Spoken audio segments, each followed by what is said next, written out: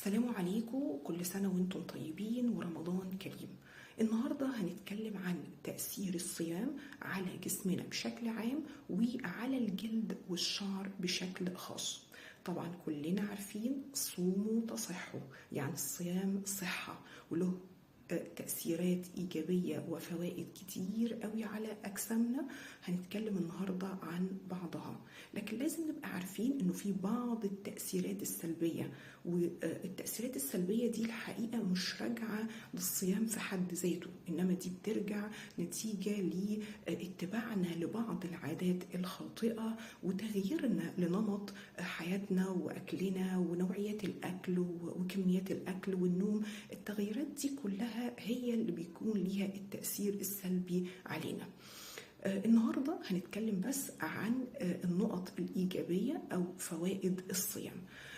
أولا، الصيام بيحفز الجسم على التخلص من الفضلات والسموم، وبيعيد توزيع العناصر الغذائية على الجسم، وبالتالي هيسرع من عمليات البناء والترميم، أو بمعنى آخر الجسم في الفترة دي بيكون متفرغ لعمليات البناء وتجديد الأنسجة، وده طبعا بيحصل على مستوى الجسم كله بما فيها البشرة.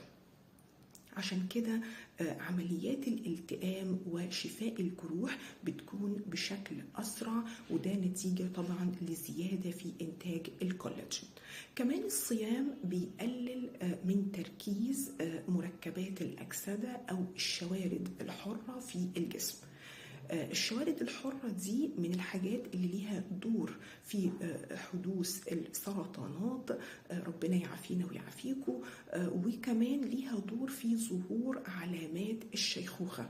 عشان كده الصيام هيقلل من خطر الإصابة بالسرطانات ويخفف من شدتها إن وجدت. كمان هيبطأ من ظهور علامات التشيخ والتقدم في العمر.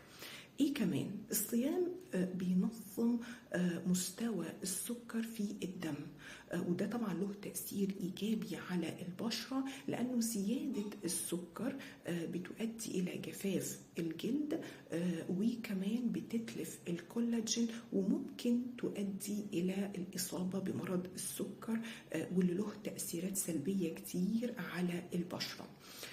كمان الصيام بيقلل من خطر الإصابة ببعض الأمراض الجلدية، وبيخفف من الأعراض إن وجدت، وده طبعا نتيجة لتأثيراته على جهاز المناعة. زي إيه الأمراض الجلدية دي؟ زي الإكزيما والصدفية وحب الشباب وبعض أنواع من الحساسية، خصوصا المزمنة منها.